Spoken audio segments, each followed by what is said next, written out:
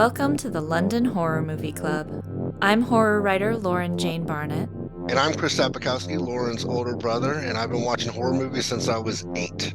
Join us as we talk about the wild, weird, and wonderful horror films set in England's eerie capital.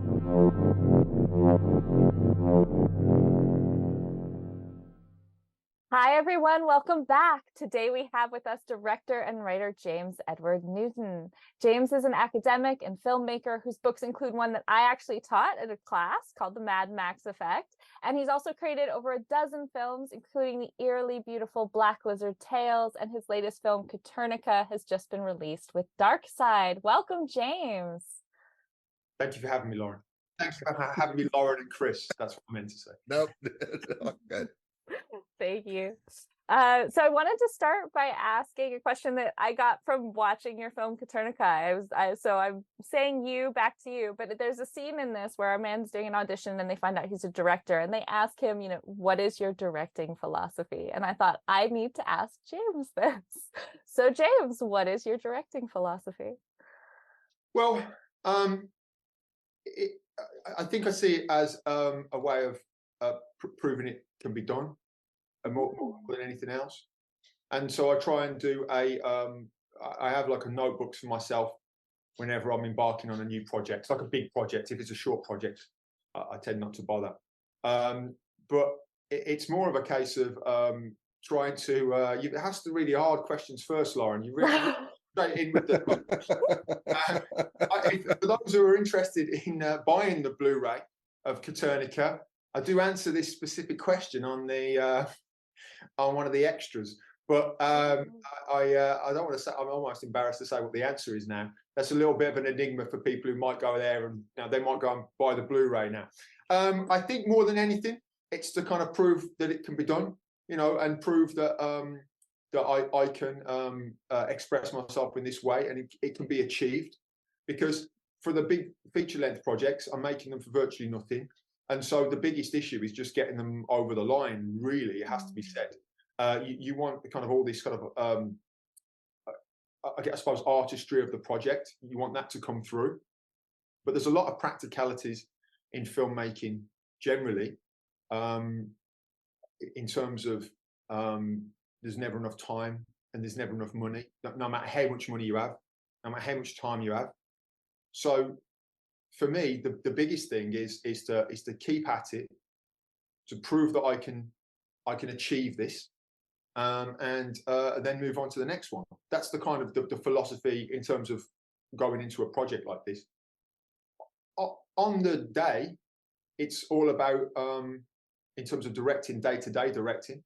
It's mostly about making sure that I haven't compromised myself in terms of integrity, both artistically and as a person. You don't ever want to get to a point where you letting stress get to you, or you say something cruel to someone, or you're short with somebody. I don't always succeed at that, but that's the kind of the thing.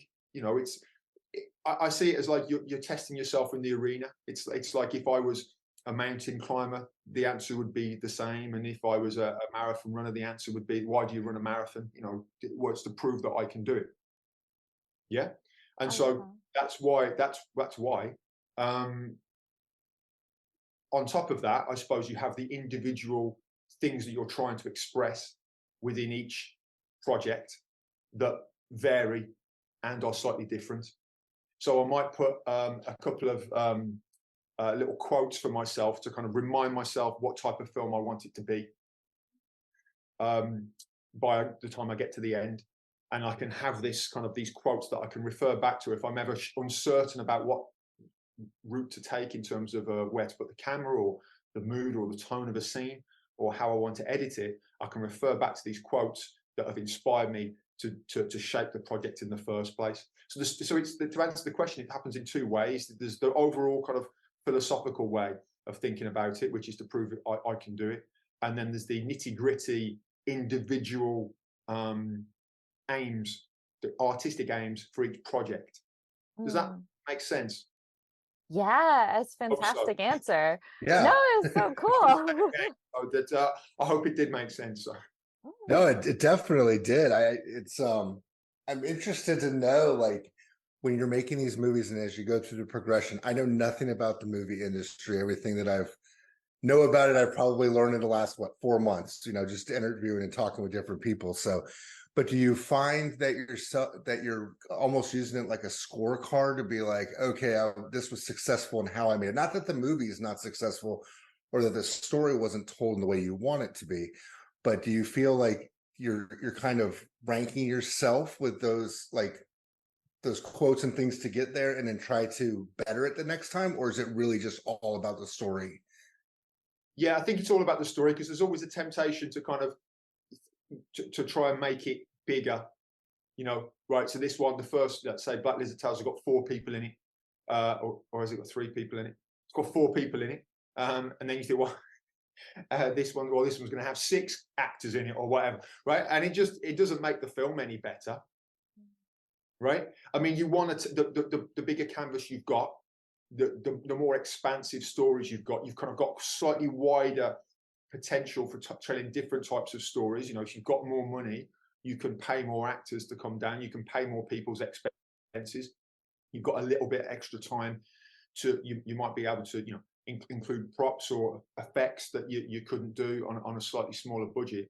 I don't think it necessarily makes the films better, but there's the temptation always to go bigger. I mean, you see these actors, directors who, they don't direct because they can't, and I understand this, because they haven't got the money to do the project. And you think, well, you're a millionaire, right? What's just go to the bank, right? Take the money out and make it yourself. Somebody asked, I hope Gary Oldman doesn't see this, and if Gary Oldman does see this, right, obviously I'm only using this as an example because I'm a big fan, but I heard him say why he's never directed another film after Nil by Mouth, and because he couldn't get the finance, or there wasn't a lot of finance around for the kind of films that he wants to make. And you think, well, he's a multi-millionaire, and there's nothing to stop him getting a video camera and getting his actor friends together to make a film at the level that I'm making it. Right? And so there's nothing to stop people, really. It's just when you get to a certain level of comfort, you don't want to keep going back to how shit it was at the start. So there's always the temptation to do more, Chris. There's always temptation to go bigger, but you've got to remember, even though you're very kind to say not that the film is not successful, but it isn't successful in that sense of like this, I'm creaming in millions here. Right, so it's not like I can put lots and lots of much more finance into this newer film as I could into the previous film. You see what I mean? So it's totally self-financed anyway. So until somebody gives me external funding for it, or I try and get external funding for it, the chances of going much bigger are relatively slim. So I have to be pragmatic about it as well. Really good question, actually. That makes a lot of sense. It makes me wonder then, because you've done quite a lot of short films as well as feature-length films. Do you find that you then have different challenges with both, or is there actually kind of very similar challenges? It's just a matter of time scale and things like that? The challenge with the short films is being bothered to do it. I mean, it's just, I don't particularly gravitate towards short films. They tend to be experiments more than anything else, and these quick kind of silly ideas. I have made more substantial short films in the past that were 5, 10, 15, 20 minutes long, 30 minutes long, but I don't know. I mean, there are obviously terrific short films out there. I don't think I'm a short film maker in that regard. I think it's a different discipline, making short films to making feature films, right? It's a different story, different types of stories get told. You have to tell the stories in a different way, and I'm just not that interested in that at all, really. I'm not particularly interested in story full stop, even in feature films. So I use these shorts just as a case of, it's just they're experiments. They're trying things out. They're little ideas. They're little ideas that I can do quickly, and it enables me to kind of, express myself in a kind of quick way and get almost immediate feedback on it. Whereas the feature films, the level that I'm working at, realistically take a year and a half. Now I know there's people out there who are working at the same level as I am, who are knocking these things out, 3 or 4 a year. I know it can be done, but I can't do it, or at the very least, I haven't been able to knock out a feature film that quickly. So you've got the writing process, you've got the pre-production process, you've got the filming process, and then the editing, which seems to take, the same length of time again. So I don't really work that quickly. And so it can be a bit frustrating in regards to not having feedback, and, not, the project just taking so long. And so the short films are a way of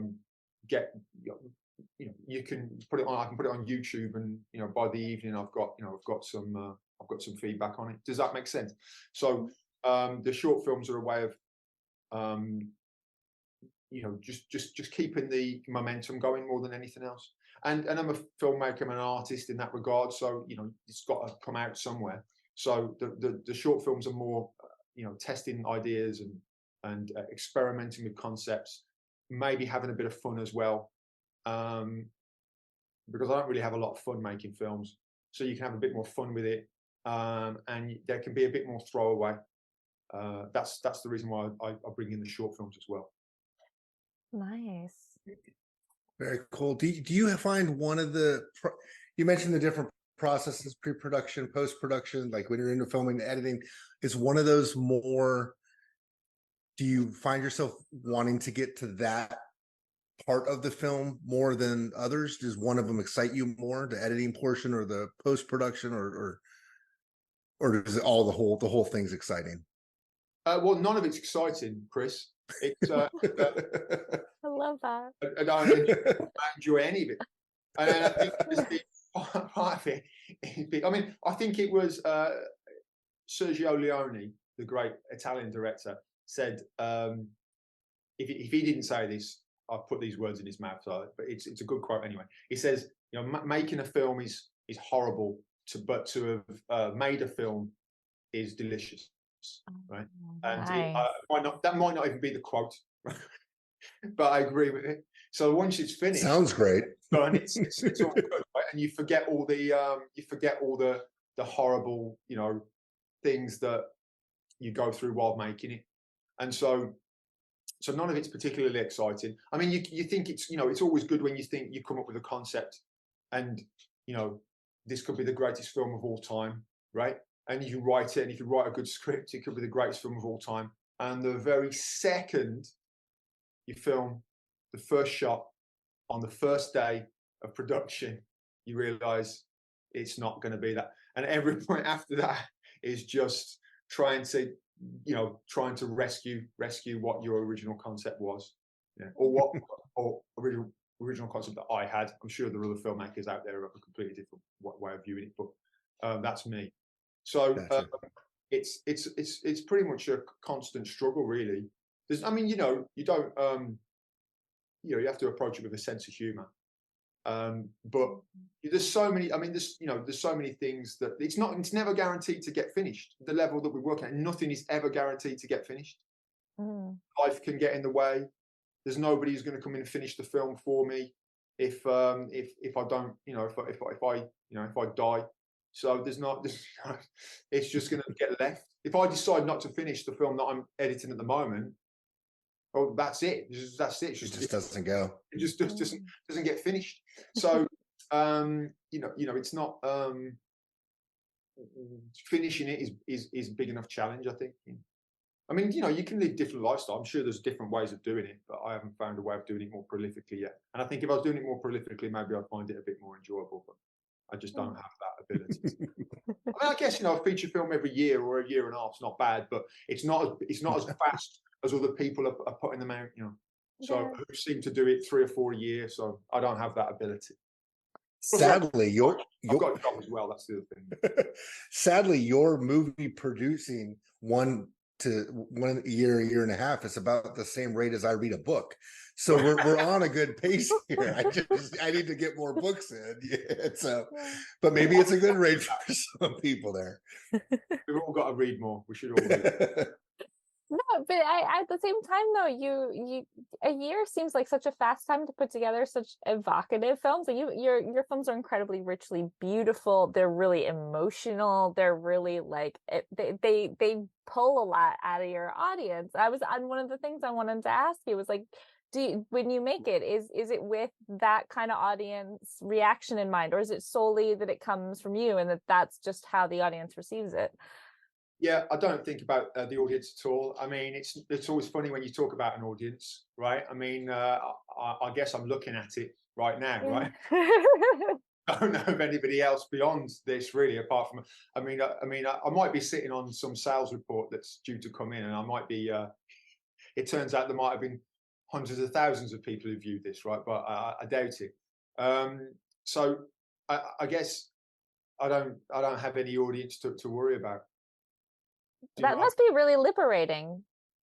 Yeah, I mean that's one way of thinking about it. But the other thing is that you don't you can't think about the audience anyway. There's a number of reasons why. Firstly, as an artist, that's not your responsibility, and secondly, it's out of your remit of control, right? So like I can't control how the audience is going to react to something. And I think once you start to make it with an audience in mind, it can do nothing but compromise the work in some way.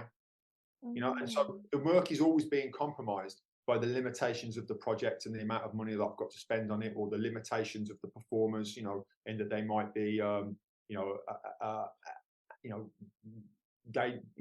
have day jobs and things like that, and they might just be learning their craft, or they might have something going on at home that means they can't fully commit to the project, and does that make sense? So there's always kind of limitations to the project straight all the time.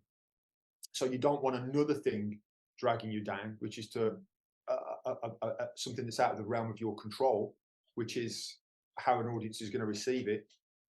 Somebody did say something to me once, pointed out to me that every film, but even true of the supposed classics and canon of cinema,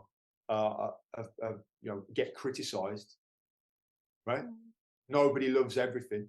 Yeah. So the great masters of the art form have faced criticism, and so the audience don't know what the fuck they're talking about, and neither do the critics, and neither does anybody else, really. And I think maybe you could say it is sort of fair game to criticize a kind of a studio picture that is specifically designed to create money in a certain way, like a heavy franchise film might be thinking about. It doesn't mean it's not going to be a bad film or anything, but you could see how if they make decisions that are compromised, or decisions that are based on how an audience is going to react, maybe that's fair game to criticize it. Other than that, if the filmmaker intended something to be in the film, or they intended the film to be 3.5 hours long, or they intended it to be really like slow, you just got to, that's the decision that was made, right? There's no such thing as the film should have been shorter, or the film should have been longer, or you should have pointed the camera this way, or should have pointed the camera that way. I mean, the artists themselves can make that claim, but not anybody else. The film is just the film, and everybody else's expectations are worthless. Genuinely worthless. And that's not to say you can't have like conversations about this stuff. They can have fun and chat in the pub about whether you like this film or like that film, but I don't think you should be saying this stuff publicly necessarily, because it's not I mean, it's just they made the film and you didn't, right? Or anytime I've criticized something, the other person's made that film and I haven't. So it's not for me to kind of criticize, really. Yeah, I don't know how I feel about that. I'm making very bold statements, but I've literally only just thought it through. So I haven't tested this hypothesis yet. So. At its core, that's so inspiring, though, if you're thinking about somebody who wants to make film, the idea that it's like, well, make your film. It doesn't matter what anyone else thinks about it. That's possibly the most inspiring thing you could say to a student. Yeah, absolutely. I mean, obviously, if I say to a student, then actually, you have to criticize the student, don't you?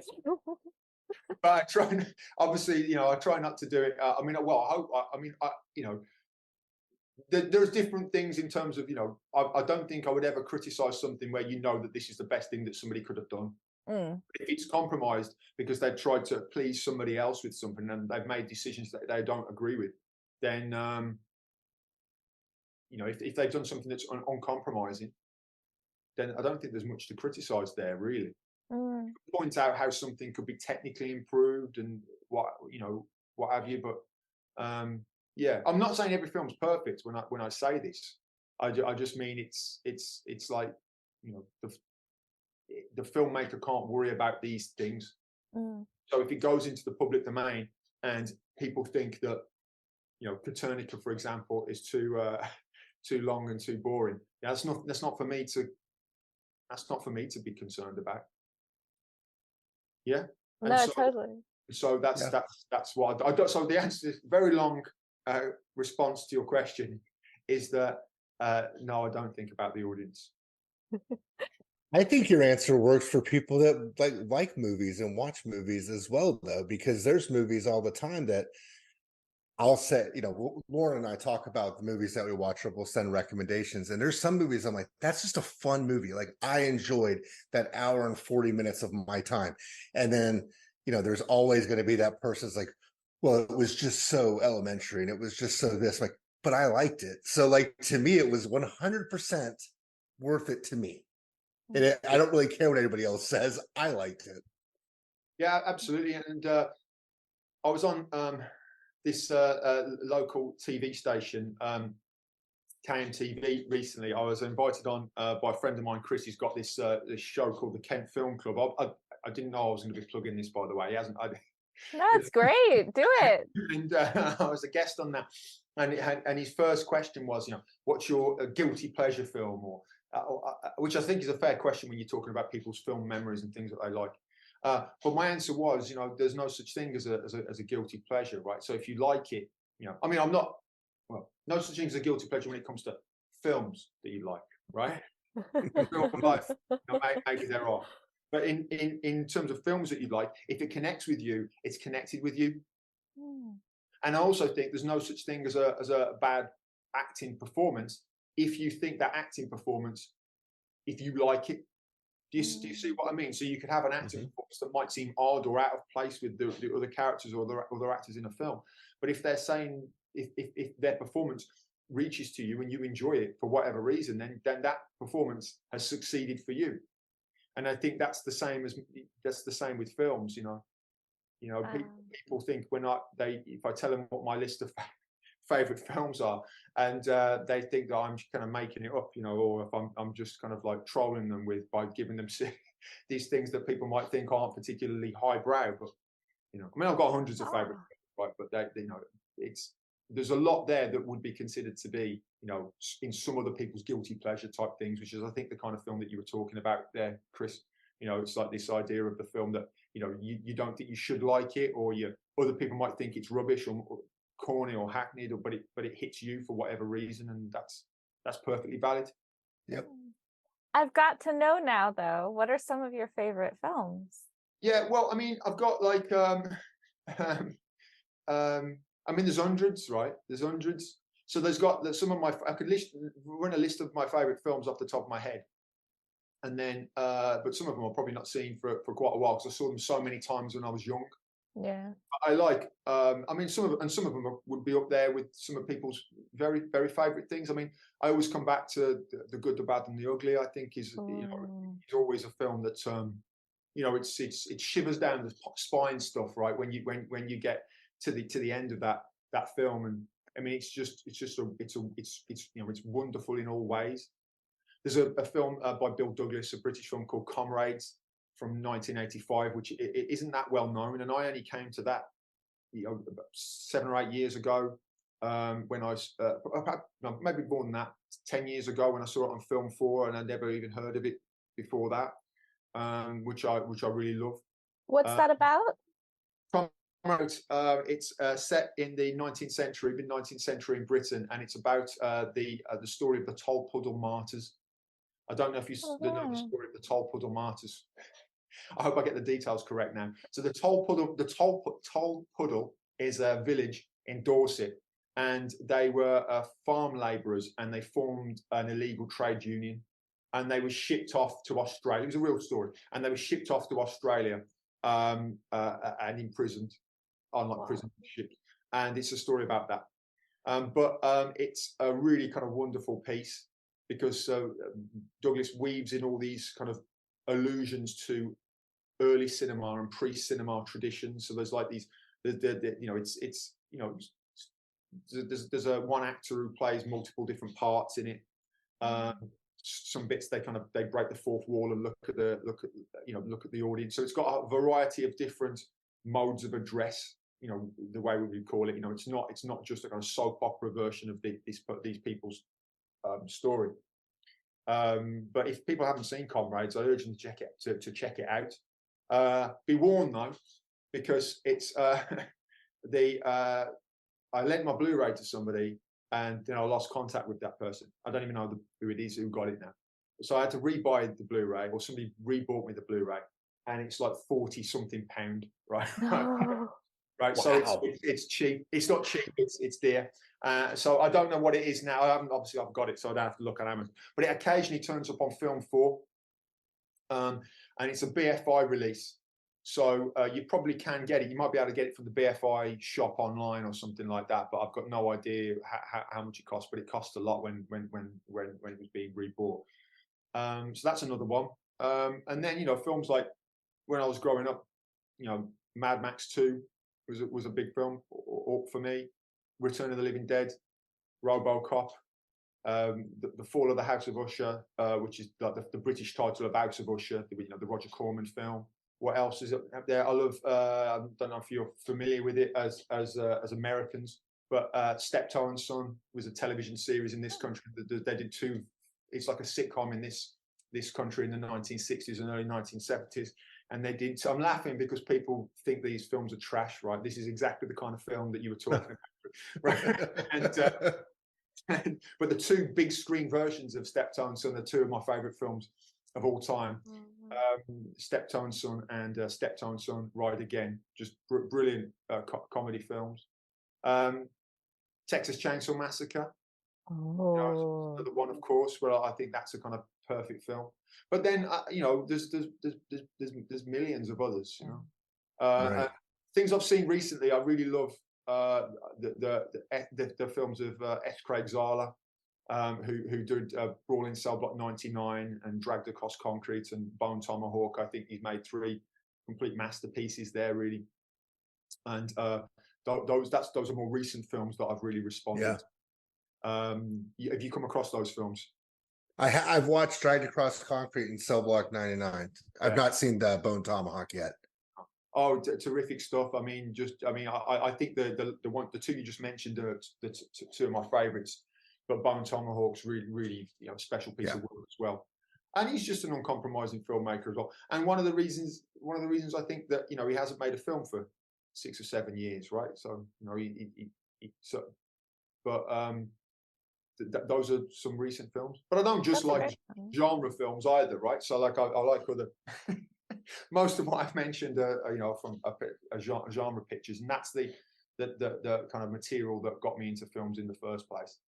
But obviously I like a big range, you know, big Woody Allen fan, and been rewatching some of his more recent work recently, and just, you know, reinvigorated my love of his work, and, you know, his love of cinema, you know, just coming through these through these films. You know, I was into Goddard quite a lot when I was younger. There's probably others. And so obviously, as soon as we close this down, you know, it'll be like, oh, I should have said that. I should have said this, should have said that. But there's millions of others. But it's interesting, I think, if you don't mind me going on a little bit more on this question, is that people sometimes say, bringing it back to my films, were you thinking of this? Were you trying to pay homage to this film when this moment happened? And I was like, no.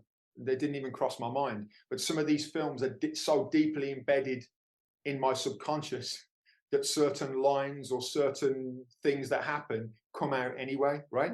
So I mean, Katernica, there's bits that I now know come straight from Steptoe and Son, that come from Diamonds Are Forever, right? There's bits that I've got that come from a range of films that wasn't necessarily conscious at the time, but I now know influenced some of the transitions and things that I did, and some of the characters and lines and things like that. Yeah, interesting. Oh, go ahead, Chris. Sorry, we're Sorry, talking over each other. No, and I had it on mute because my dogs are barking because they're the halfway point in any podcast that we do. But what horror movie? So you mentioned Texas Chainsaw Massacre. You mentioned Mad Max, which, well, it's kind of just it's not dystopian or with the word, but what other like horror movies kind of got you? Like what made horror movies kind of what you want to make, or that genre? Yeah, I mean, I think that's a really good question, and I'm not sure that I think I think of it in those terms. I think horror always seemed to be when I think what there's been in the last kind of 20 years is an absolute explosion of cinephilia, right? And people have a wider range of films to watch. They seem to watch films that are kind of at a kind of greater clip. They watch more films. They can watch them, and I think so. When I was younger, horror films seemed to be the most subversive films but that were also accessible, that I could get my hands on. So you were thinking about, don't forget, when I was growing up, if you wanted to, I mean, you until you go to college, you never heard of Jean-Luc Godard, right?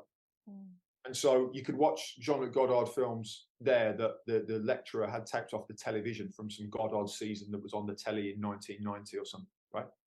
And so you'd be watching the films in class, and they'd be the adverts would come on halfway through, like some of these films, right?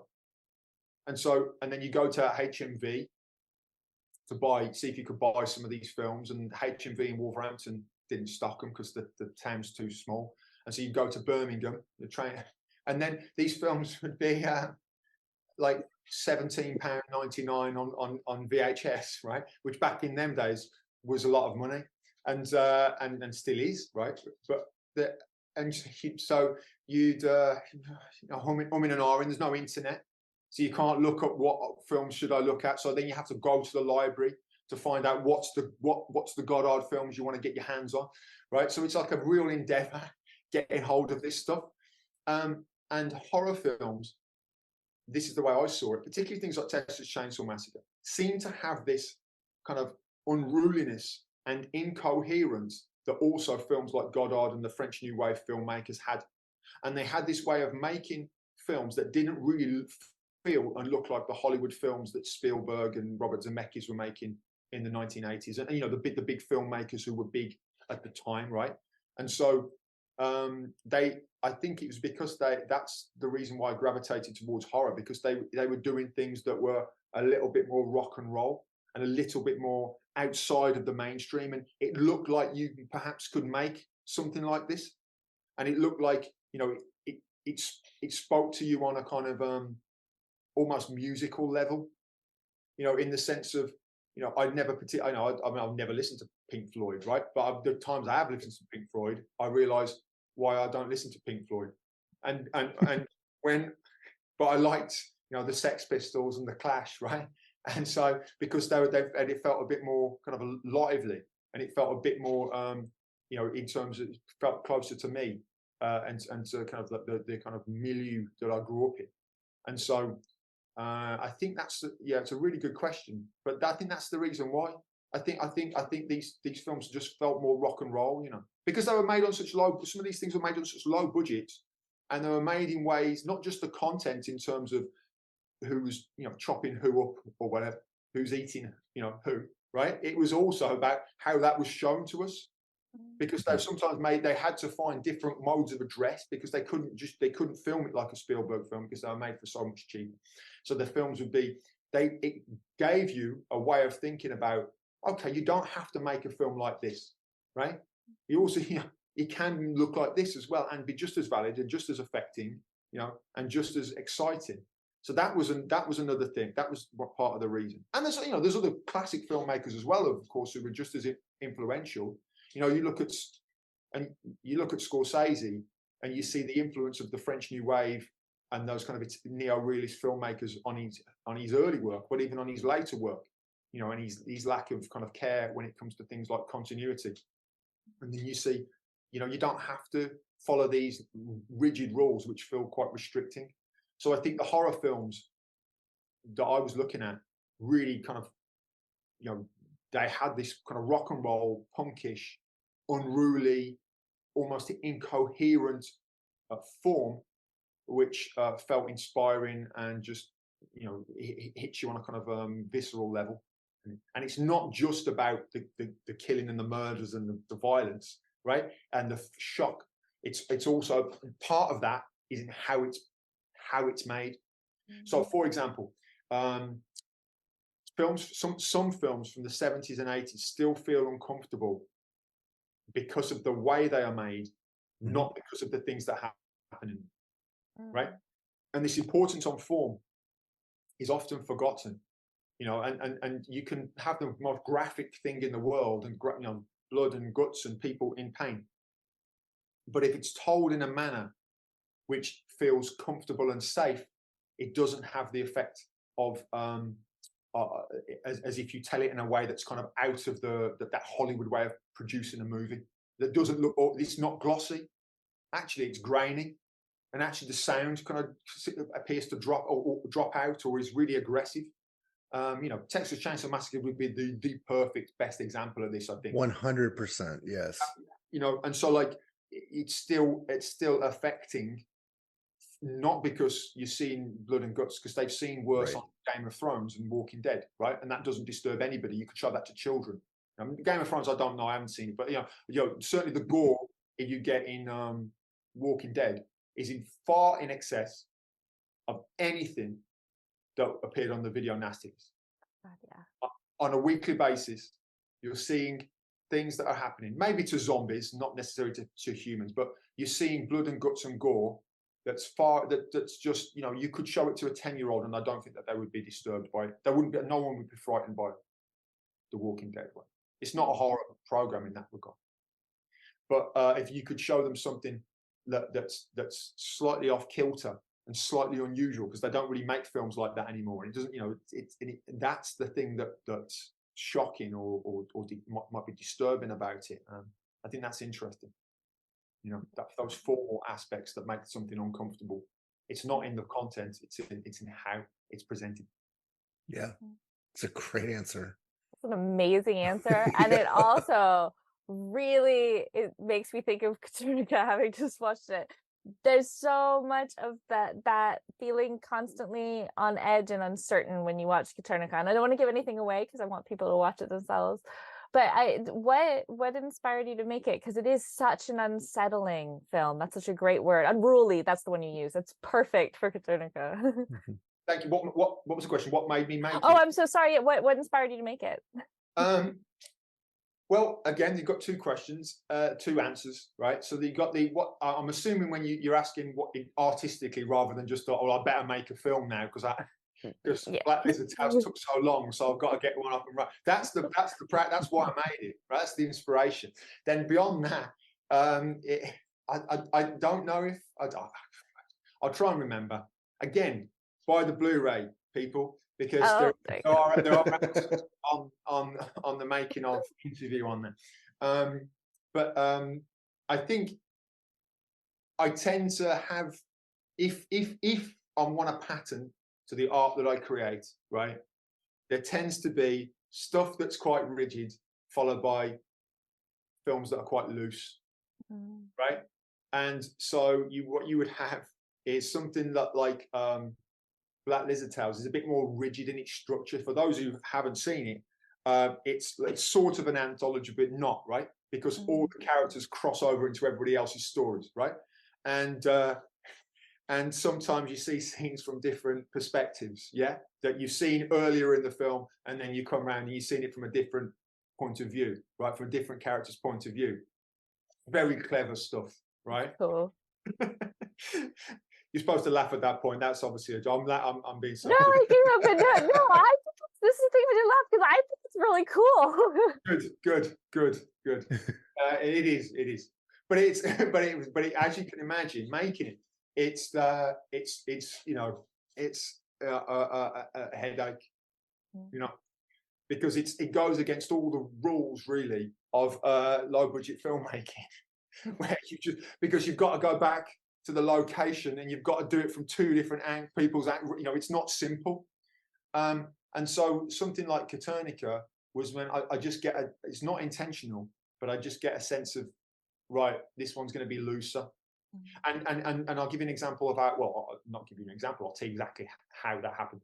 So my writing partner, Paul Richards, who's also performs in these films, right? So he's in Black Lizard Tales, he's in Katernica, playing the Jerry Pickett character in Katernica. So he co-writes the films with me. But we don't write together. You know, for a start, he lives 200 miles away. And he tends to come up with scripts, you know, far quicker than I can. So he'll send, I think he sent me 3 completed scripts, right? While I'm still editing Black Lizard Tale. And so he's kind of ready to go with any of these. But he just tells me, you know, this is what I've got. Whatever you do, you go and do what you want with this.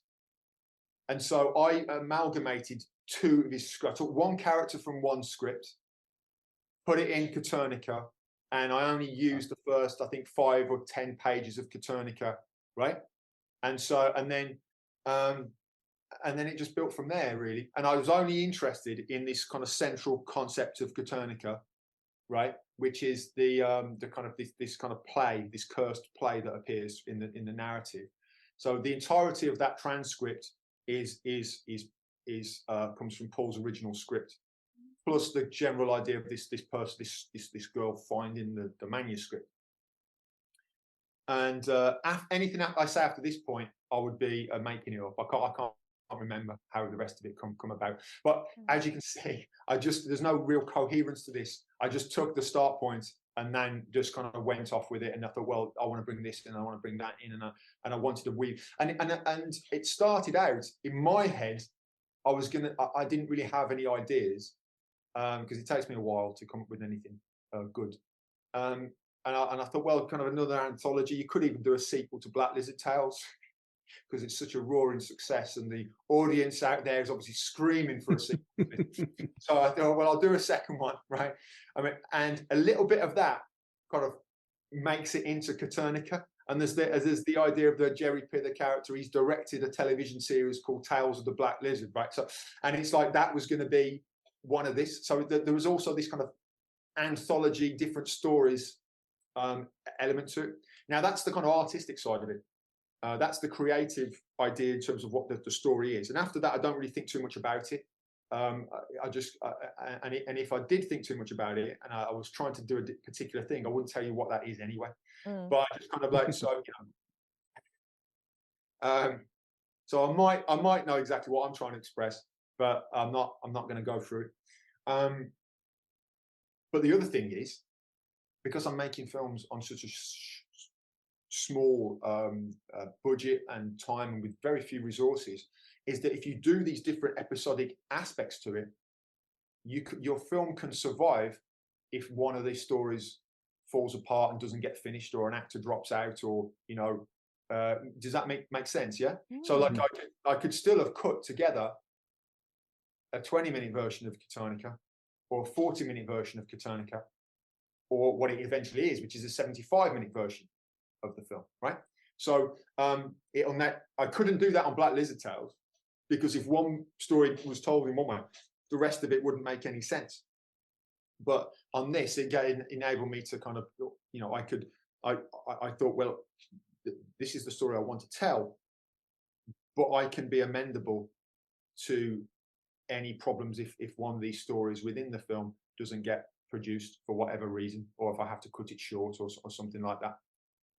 And so, and because I'm not really interested in kind of story and narrative. I'm interested in kind of ideas and clashes and things like that. So if one of these stories had fallen apart, I would have just come up with something else, you know.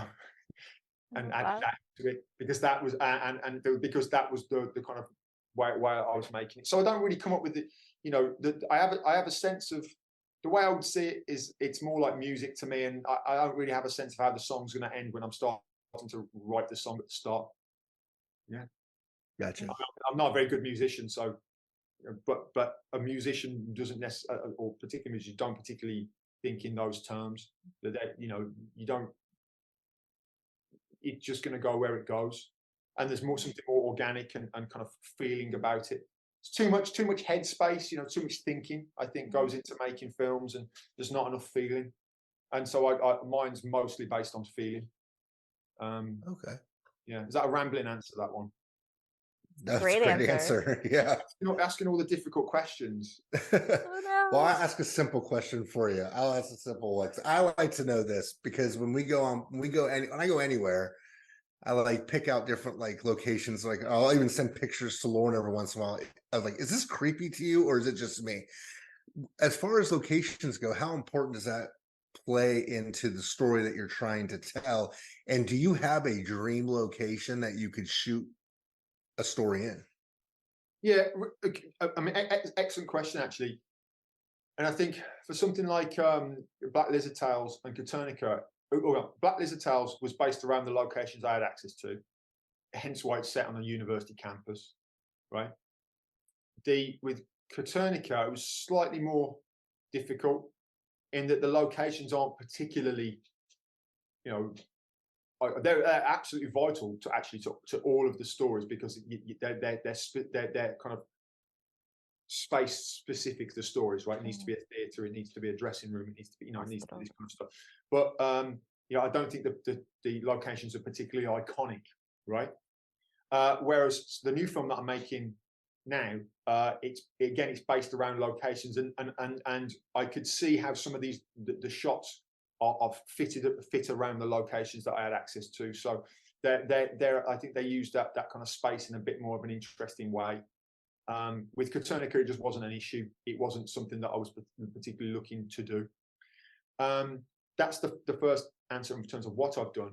In terms of seeing a great location, I think this would be great to make a film here. I don't know if I think in those terms, really. I don't. I think I know people who do, and they make really interesting stuff out of it. And that it means that wherever they point the camera, the location is looking nice. And I think that's just, you know, that's a really valid way of making films. And I think probably quite good and a very cinematic way of making films. I tend not to do that, for the main reason is that I can't be bothered writing and conceiving something if I couldn't get permission for something. And I hate having to get out of a location at a certain point. And I'd hate to go to a location that I didn't have full control and access to, and be able to, you know, and you know, it'd be really kind of difficult and bring in, you know, you don't want anybody knocking on the door because you've gone over 10 minutes.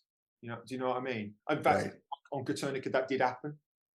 Oh, The one no. location didn't have access to, so you know, these people were, you know, they weren't being rude at all. In fact, it was, you know, if anything, it was us, you know, that went over time, and so they had to hang around for another half an hour.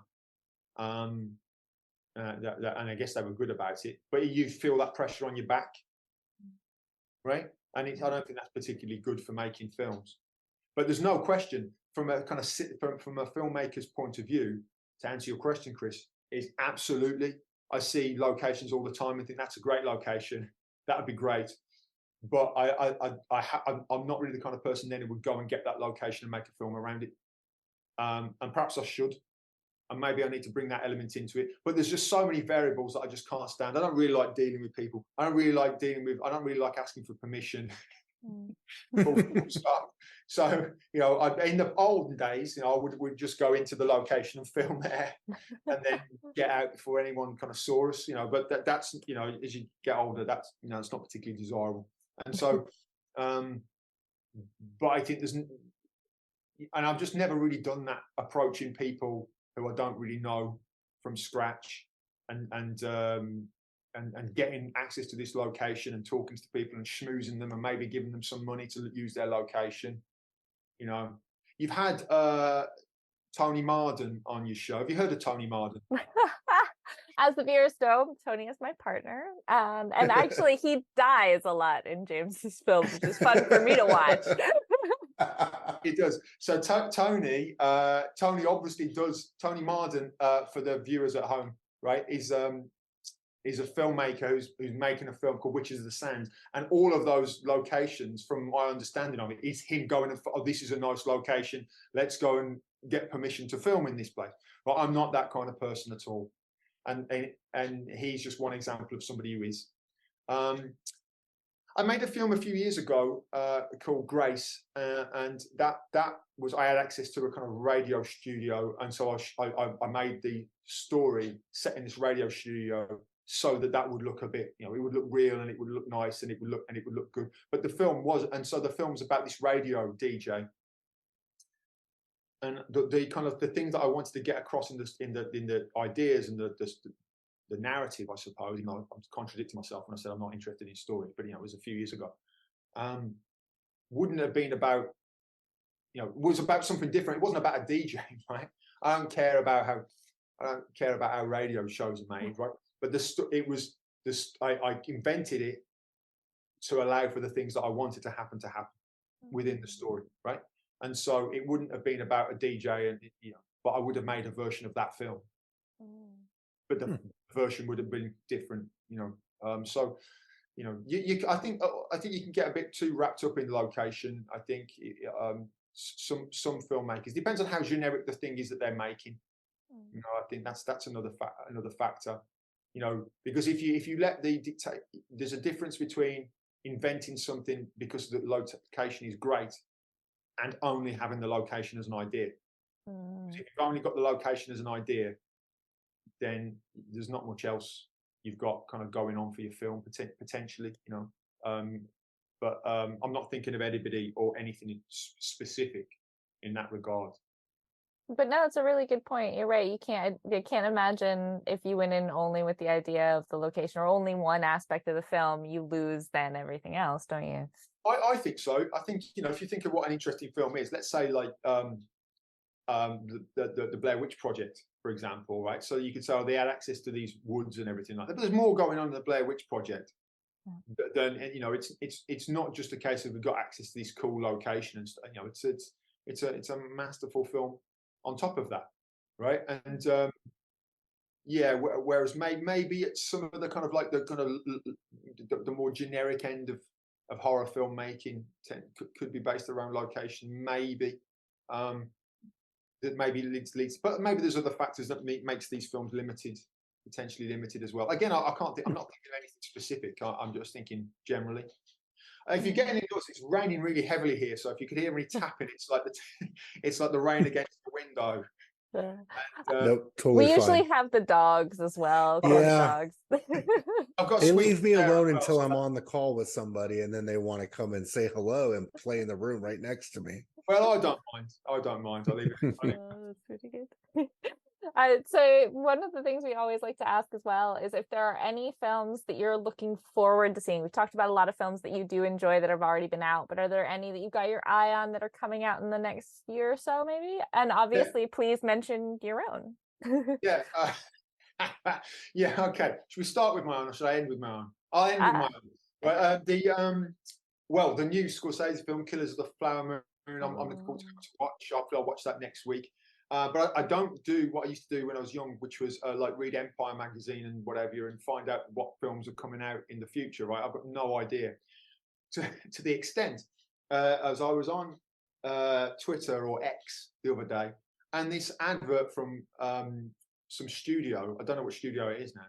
I could probably find it, but don't worry about it. For some 2-part epic Western directed by and funded by Kevin Costner. And the only thing that, the only thing they've, it's just one shot of him riding a horse and I think turning and shooting a rifle. And I think this is the film I'm looking forward to most. Love it. More than anything else. Because Costner is, and I've always, my friends might laugh at this if they ever see this, because I would always be a lot cooler on Kevin Costner when I was younger than I am now. Now I think he's brilliant, and I was wrong, right? And he's always been brilliant. And he's a great kind of Western filmmaker. And some of his Westerns, which again I was not so great. I love Westerns, but I was not so much into his films when I was younger. Now I think they're marvelous. And so Open Range, for example, is just a brilliant Western. He's done. I can't even think of the title of what this film's coming out. But whatever Western that Kevin Costner is now editing, I cannot wait for. And I hope it's long. I hope it's 2 3-hour epics. And apparently he's funded it himself, and I just cannot wait. So I think that's going to be great. But that's apparently coming out next year. And other than that, I don't. What films are coming out? I mean, I don't know. That's the thing we struggle with. Like, we were like, what are you looking forward to? We're like, we don't know. Let's ask our guests. Yeah, so I didn't mean to interrupt you, Lauren. Sorry, I didn't mean to. Until they appear these days, I don't really know. And what I haven't been to the pictures in a while. Oppenheimer, I went to see. The Nun 2 came out quite recently, and I missed it. And so I quite liked the first Nun film. I thought that was good. And so I'll watch that, I think, and I'll stream that. And I might even pay to stream that, and I have that, pay £15 and what have you to stream it when that comes out, which I don't imagine will be too long. Do you know the Rise of the Foot Soldier films?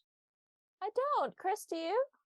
Okay. It sounds familiar, but I can't place it. Yeah, so they've made quite a few of these things. So the Rise of the Foot Soldier was a film made in 2007. I don't know why I'm plugging everybody else's film apart from my own. Yeah, but they're good, and it was like a football hooligan / gangster film made in 2007, and it was so successful they've made like several other sequels, and they crowdfund some of these sequels. Right, they've kind of got that. They're really kind of British exploitation films.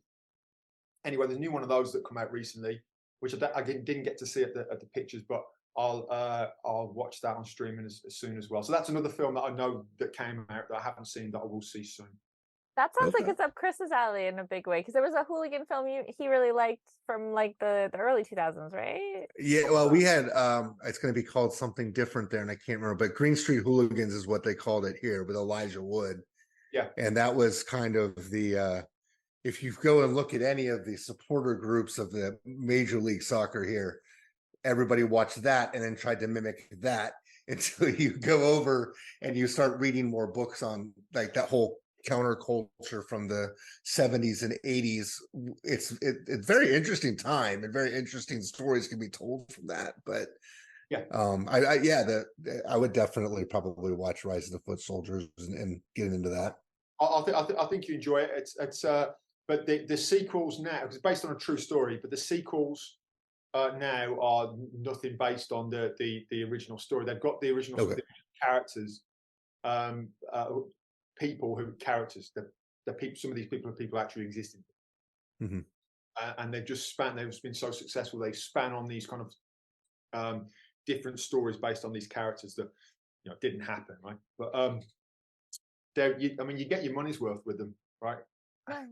Nice. Every few minutes something interesting is happening, but I think they're good.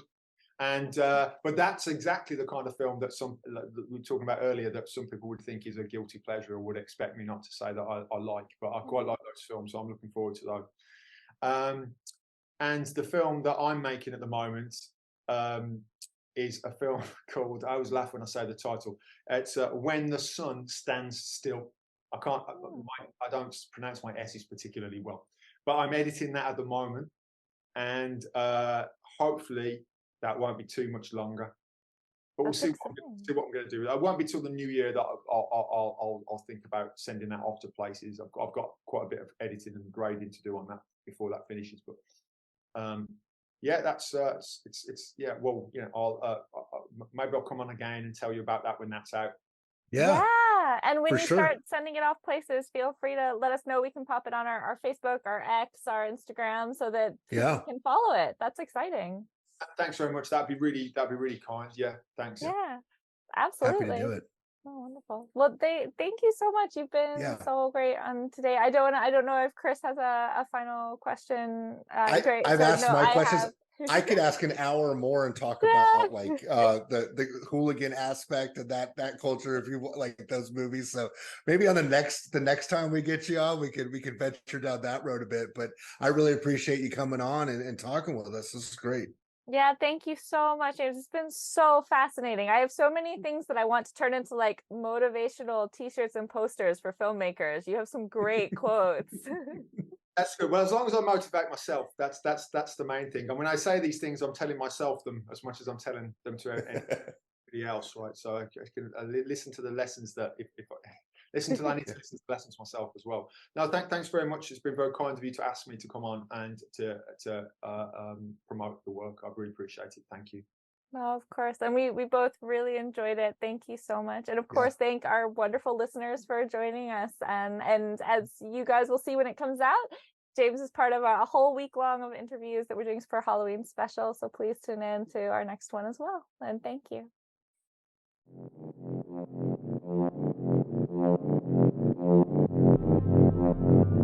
If you want to share your thoughts about this episode, please head to our Facebook or YouTube pages. We're grateful to Kukurbit, who made our music. Thank you for listening, and please join us next time for the London Horror Movie Club.